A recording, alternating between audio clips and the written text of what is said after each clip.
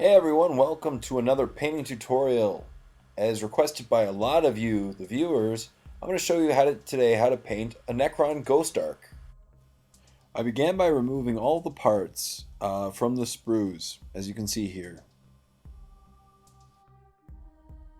Using a new hobby knife with a new sharp blade, I removed all the mold lines as much as possible from each piece.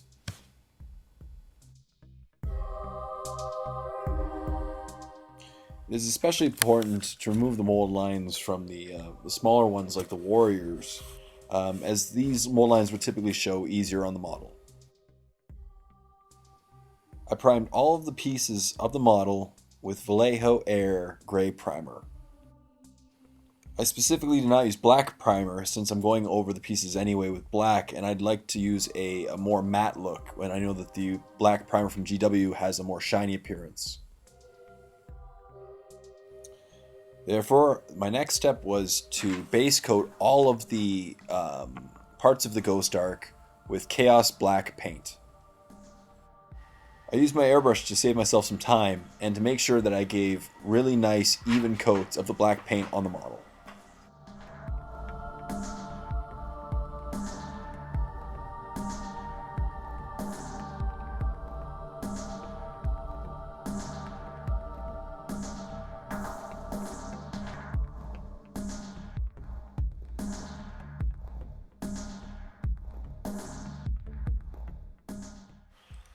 I base coated all the areas that are going to be metallic, including the warriors, the drivers, the guns, and the engines, a 50-50 mix of Boltgun metal and Chaos Black.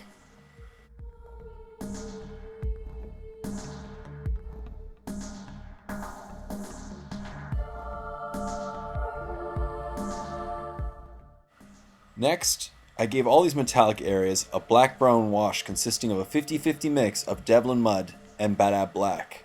This is used to give all the metallic areas some definition, as well as an older, dirtier appearance.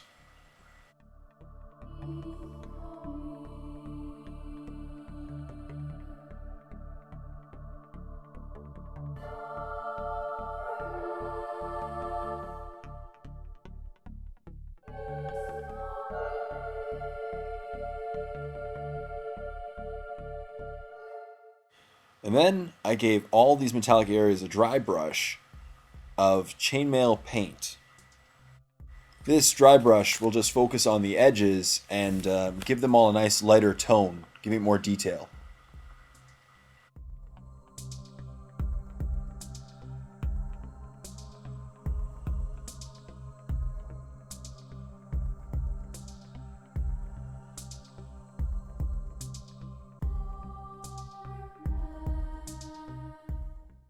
I especially like the way that this dry brush brings out the detail in the engines as well as the metallic parts of the Ghost Arc.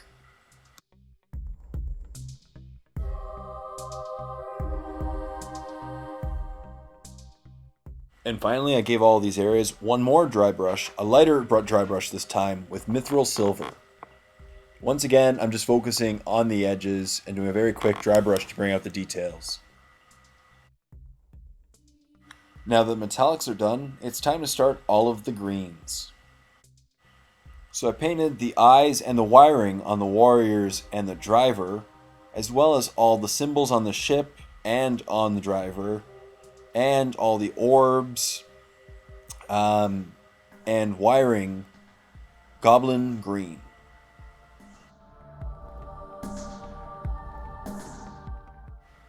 As you can see here, I like to use a larger brush on the tubing, and then just use a smaller brush on the insides of the gun. And Goblin green is the perfect color for creating your base coat for all these areas that are going to produce a green glowing effect.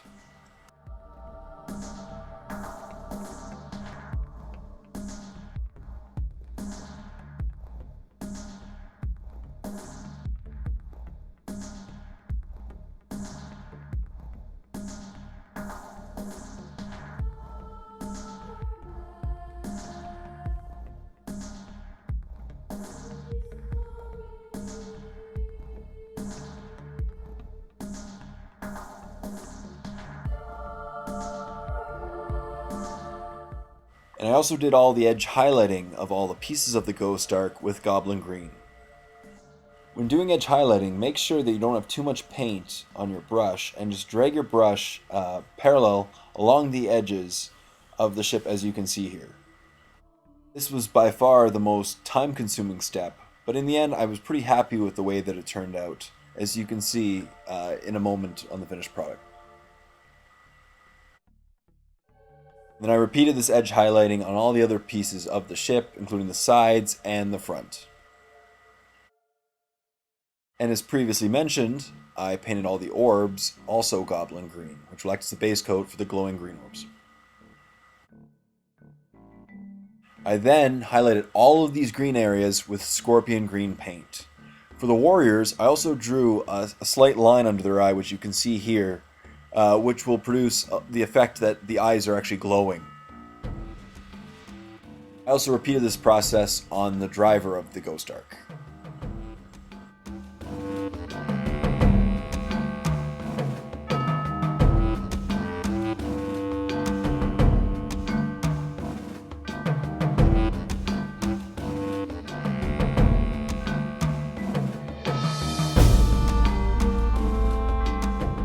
When painting the tubing, I tried to leave a little bit of the original Goblin Green showing, so it produces a little bit of a contrast of a pattern on all the tubing areas.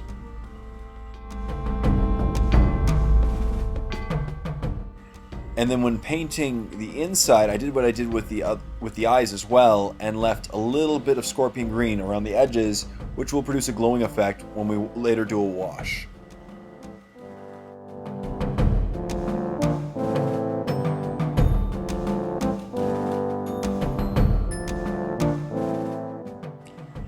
For the edge highlighting, I didn't do all of the areas, I only did a subset. I tried to focus more on the ones towards the middle and tried to blend it slightly with the Goblin Green.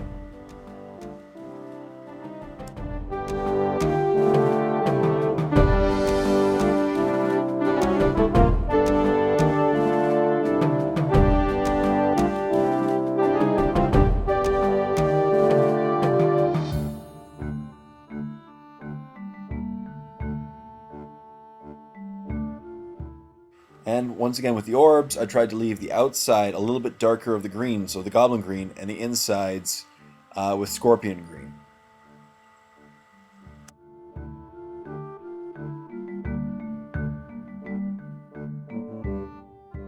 And finally, I painted a little bit more of a highlight on the tubing and the orbs using Sunburst Yellow. And as I said before, I tried to paint a little bit of an irregular pattern, which will help produce the glowing effect when we wash it.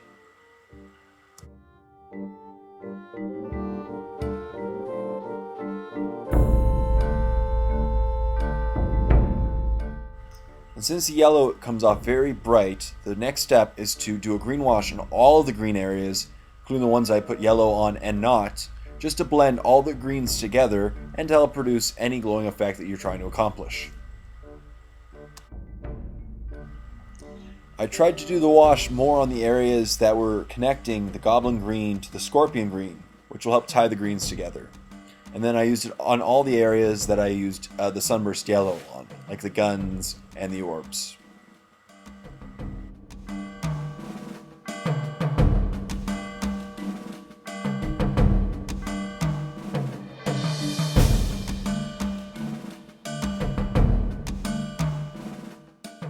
I made sure to clean up the edges of the edge highlighting with Chaos Black, and this is what the finished product would look like.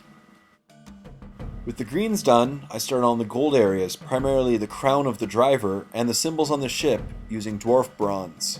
The best thing to do with GW's colored paints is to build them up layer at a time, usually with a wash in between.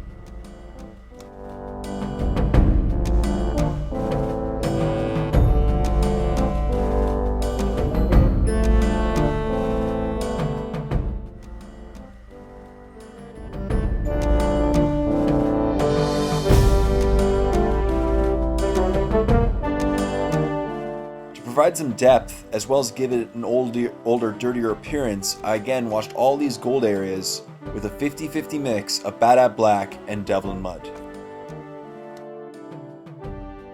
After the wash dried, I did my first highlight on all the gold areas using shining gold.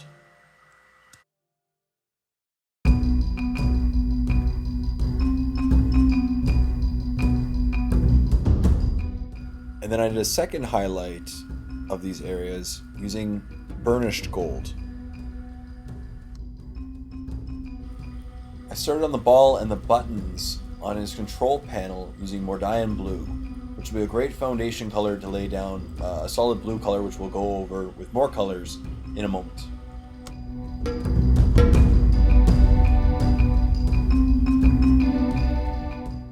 I then went over all of these blue areas with Enchanted blue. I really like the color of Enchanted blue, and it's just a really nice color of blue.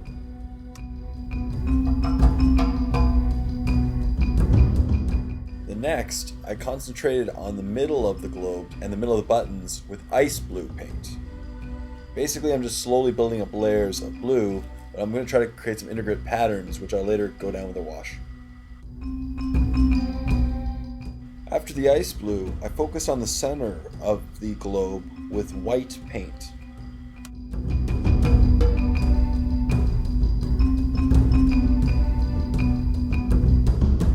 Then went over the area with a clean dry brush and just to spread the white paint a little bit thinner over the globe and to produce a little bit of a pattern and some different colored areas. And finally, I gave the entire globe and the buttons an azure blue wash, which will once again just give the buttons a nice blue color and create a nice marble pattern on the globe. I then began on the green buttons using Knarloc green foundation paint, which will just give a great foundation color for all the greens on the buttons.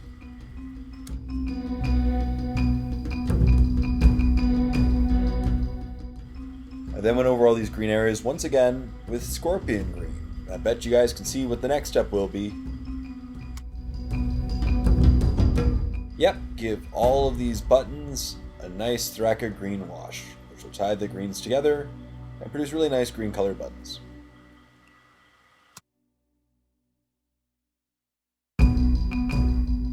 And that's it. So here is what the first half of the model looks like when you assemble all of the top pieces. And here's what the model looks like once you add the engines to it, and once you add the control board and the sides. Here's what the top part looks like. I'm just adding a little bit of at a time just to show you a little bit more detail what the final product looks like.